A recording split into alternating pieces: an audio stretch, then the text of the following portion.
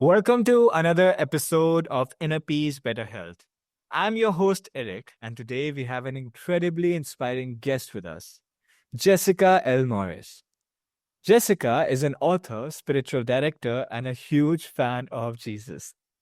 Her latest book, Higher Powered, dives deep into the soul to uncover the obstacles that hinder a personal relationship with a higher power, or God. Jessica's honesty and vulnerability are truly captivating, and I can't wait for you to hear her story. So, welcome, Jessica. You are absolutely wonderful, and you are welcome to our show. Thank you, Arick. It's wonderful to be here. Wow. So, Jessica, your journey is nothing short of remarkable. From overcoming addictions to following a call to seminary and now expanding your master's thesis into a published work. You have been quiet, you have been on a quiet path. So really excited to for this conversation, and wow, it really stood out to me how you took your experiences and your addictions and your journey and you put it all into a published work. And this is something that I also want to do. So just for the introduction, our listeners know it. I am Eric and I am a college student and I'm just 21. And one of the goals of my life, I don't know when I'm going to do it, but one of the goals in my life that I want to achieve is that I want to write a book. So, can Mhm. you share a story with us that initially led you to seek recovery from addictions and how you decided that, okay, this is a time now when I'm going to write about it and I'm going to be a testament to what God did in my life? Whoa. Well, it's been quite a journey. Yeah. um, Nice. the story begins actually when I'm a child, and I'm the youngest of four children. And my father was a United Methodist minister, which is of the Christian faith.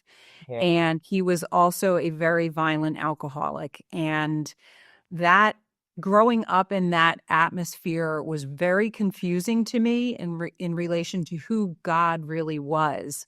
I could understand and identify with Jesus because Jesus was the Son of God. I thought of them very separately, though, because I envisioned that God, Jesus's father, was just like my father.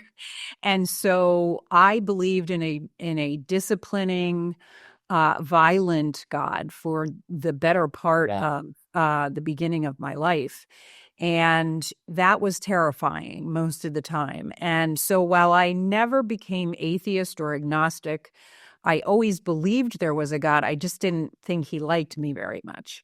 And that's why he put me in this home with a father who abused me and my siblings and my mother. Um, and so it was when I went to college. I mean, my addictions started very early. And I think part of that is because I do believe in the genetics of addiction. You know, my father's father was also an addict. My mother's father was an alcoholic. It goes way back in our family, and so I navigated myself through the beginning of my life by using food as a comfort and alcohol. And then I went into the land of trying to find the perfect man. And so these three things just played off of each other in a very destructive pattern most of my life. And Wow. when I went to college, I was free to leave the church because I wasn't living at home anymore. And so I stopped going to church. I stopped any kind of organized religion. And I picked up my addictions with gusto, they say.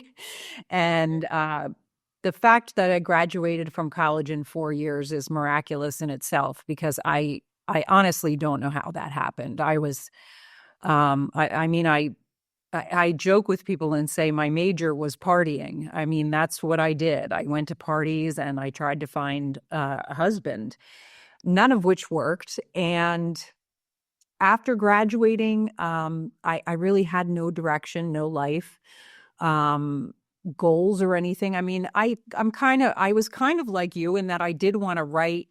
I've always wanted to write. But I wanted to write the great American novel where I would make millions and millions of dollars and never have to do anything for the rest of my life, that kind of thing. And, a lot of pipe dreams. Mm. And when I was 29 years old, I had gone through many years of wanting to kill myself, just very self-destructive behaviors. I lost most of my friends. My family really didn't want to be around me too much anymore. I was not doing well in my career. And my older sister, who's 6 years older than I am, actually confronted me about my alcohol use. And she basically said to me she wasn't going to watch me do to my life what our father had done in his life. And it was then that I went to see a counselor. I, of course, wasn't going to admit that I was like my father, but I at least heard enough to go start seeing a counselor and to get some help. And after being with that counselor for about a year, the counselor said to me, Jessica, you have a lot of family issues, a lot of trauma from your childhood that you need to deal with and excavate from your soul. And she said, but I don't believe that any professional person will help you with that until your addictions are under control. And she sent me to recovery. And she said, until you get these things under control, you're not going to be able to receive any kind of healing from working through that trauma. And so I really respected this woman, this counselor, and I thought, well, okay, at that point, my father was in recovery, and I didn't think it worked because I still was so angry at him. But for whatever reason, I followed her advice. And when I was 29 years old, I put the food down and I put the alcohol down, and which was probably at that time, what I thought was the most difficult thing I would ever have to do my entire life. And I just did whatever the people in those recovery programs told me to do because I was tired of feeling desperate and alone and suicidal. Really, I wanted to live. And I didn't know how that was going to happen, but these people seemed to be happy and peaceful. And I thought, well, they must be doing something right. So I will do what they are doing. And that's how it started for me. There was a lot more awfulness to share, but most people understand. Most people who are in addiction know what that is. So I don't really need to go into too much detail about that. Yeah. But I can say that it was from there that the whole world opened up to me. That counselor was absolutely right, that it wasn't until I put the substances down that I was addicted to that I was able to become open to receiving help. And that was when I found a trauma counselor who helped me deal with the childhood issues to the point where I was able to forgive my father, which was amazing. I never thought I'd be able to do that or even want to do that. And then ended up finding myself in seminary, which was my father's profession. And it just kind of blew my mind that it was all happening, that because I tried to resist it. When that idea first came to my mind, when God first presented me with going back to school and getting my master's degree in God, so to speak, I was like, nope, not going to do that. That's what my dad did. And it took a couple years of God prodding me with this call until I finally responded to it and said, yes, I'll do this.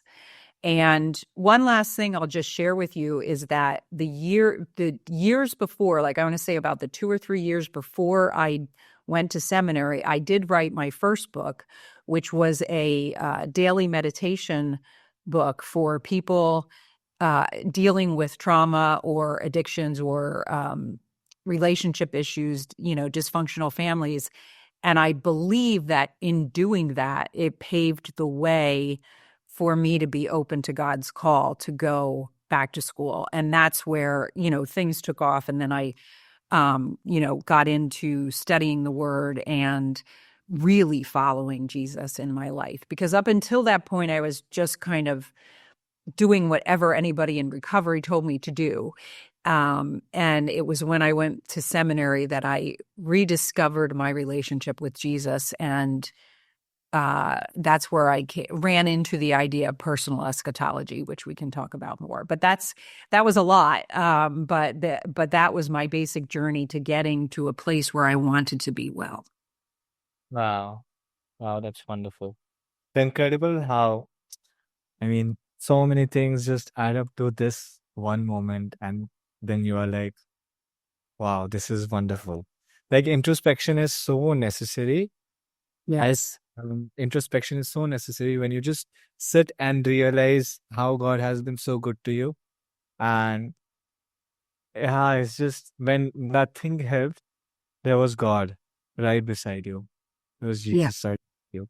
And I believe your story is a testament to the power of self awareness and courage and manifesting God's power through your life and your story. That's really wonderful. So, Jessica, you have been open about your struggles with your father's alcoholism and abuse. First of all, thank you for being so vulnerable. And I really wanted to ask you because what I have heard, okay, let me just get more specific about this thing that I'm going to ask you. What other people think is that somehow their fathers always represent God. Oh, let me put it this way. God is known as Father, right? Yes. But Father is an image, and we derive that image from our earthly fathers. So you mentioned that you were so afraid of God. You saw him as someone who is just sitting up there somewhere and just judging everyone, and is about to, throw fire and flames on everyone. And Yeah. you were just so afraid of him.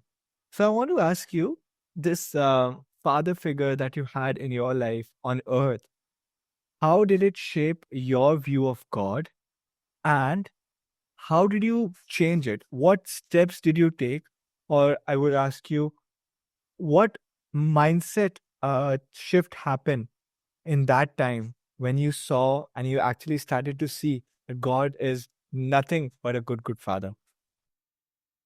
Oh, that's a great question, and something that so many people struggle with. And that's why I'm glad to be, talking about it because, like I mentioned, my father was a minister. He wasn't just my father, he was a minister too. He was my minister. And so, Setting an example. what's that? He was setting an example. Like, what? Yes, he was setting Yeah. an example. And the thing about it is, for anyone who understands alcoholism, my father was very much loved by the people in his congregation and the people in our small community where we lived. He was very good with other people. He was a very good minister. He knew how to speak well about the Bible and its teachings, and he was good at counseling and comforting people in their times of need. But he was not great with his family, and that's where a lot of it came into play for me, because what I saw was that everybody else was more important than we were. And I just assumed that meant that that's how God also felt about me. And because my father was the minister and my father, he was the absolute representation of God for me.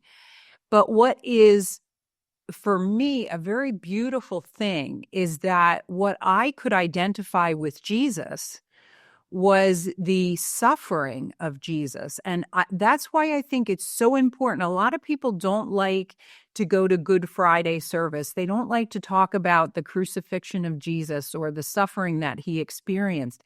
And I think that would be a horrible thing if we stop talking about that, because I do believe it's a place where a lot of people identify with him.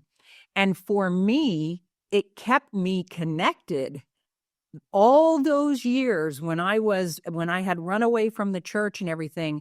I still knew that Jesus understood me. No matter what else was going on in my life, I knew that, and that kept me connected. And even if that's like a perverse way of looking at it, I don't care because it kept me connected.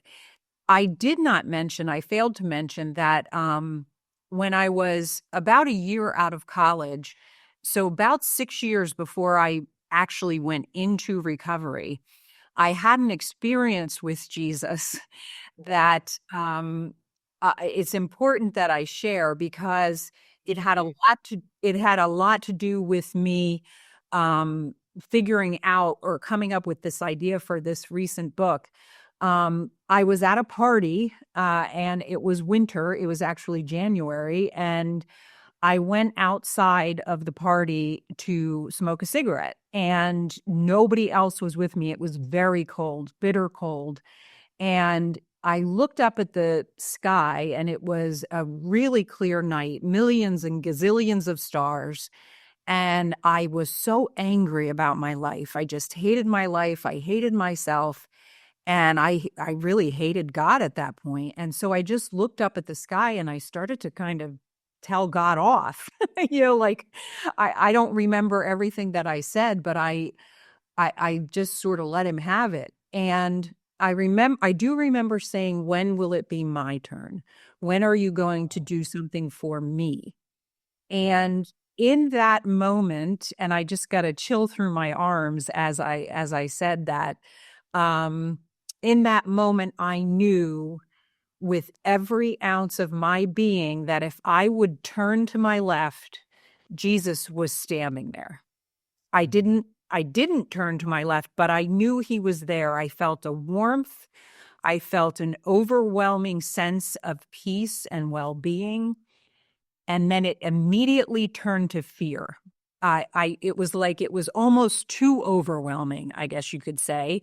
And I chose, and it's an important word that I'm saying there, I chose to run back into the party.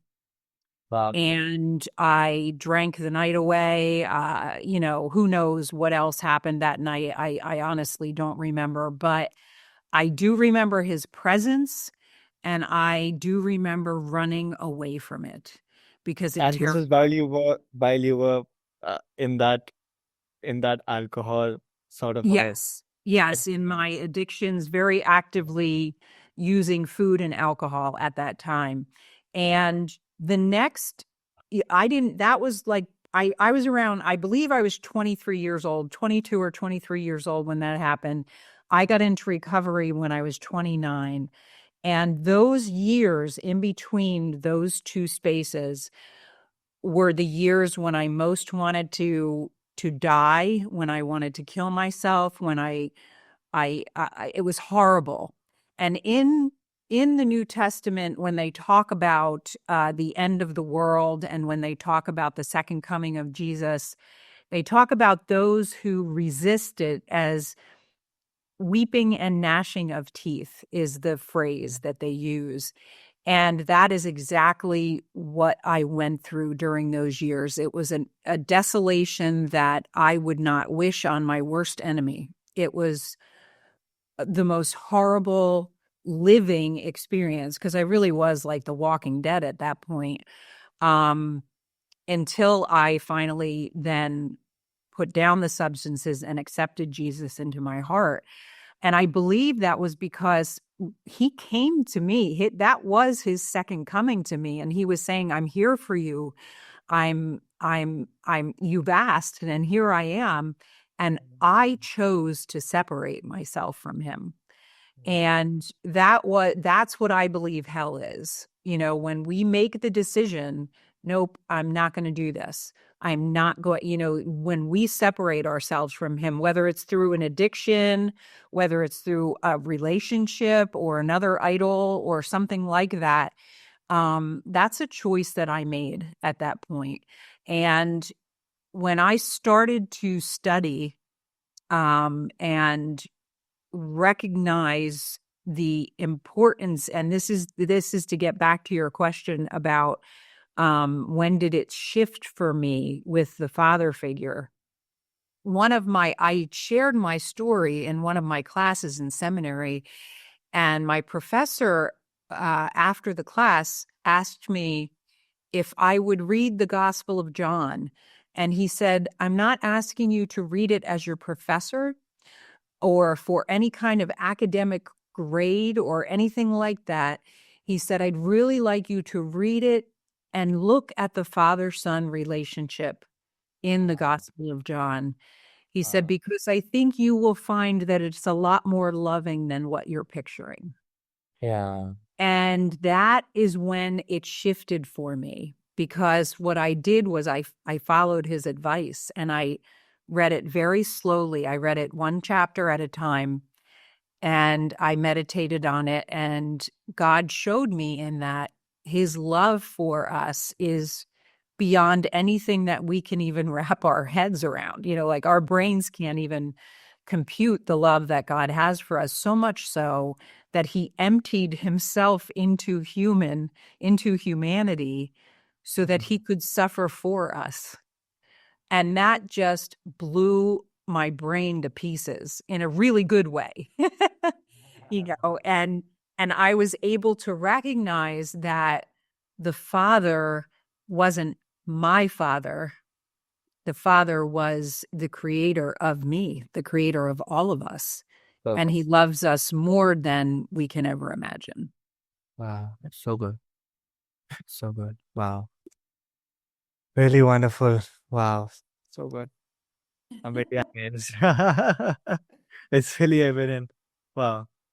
So, shortly, finally, and in short, Jessica, what is the message you hope that your readers and our listeners of this podcast take away from Higher Powered, your book? So, what would be your message at last? You know what? The message is, if you're afraid, there's no need to be. And that was the whole point of me writing this book, is that I spent a lot of time being afraid that I was going to be one of those people who was thrown into the fire when Jesus returned.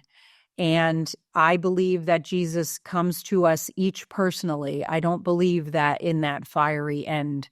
I believe he's going to come to each of us personally, and that he's a gentleman. He's not going to knock down the Oh, door yeah. and insist. We have to open the door for him. But once we do, woof, the peace that comes from that, I could never even begin to explain it to you. You've got to experience it for yourself. It's a beautiful thing. Yeah. Wow. Well, thank you so much. Thank you so much, Jessica. It has been a lovely conversation with you. Your story is a powerful reminder that no matter how dark our past, there's always a path to inner peace and better health. And to our listeners, if you found this conversation as inspiring as I did, be sure to check out Jessica's book, Higher Powered. And remember, the journey to inner peace starts with a single step. Take action today and let's walk this path together. Until next time, stay inspired and keep striving for better health.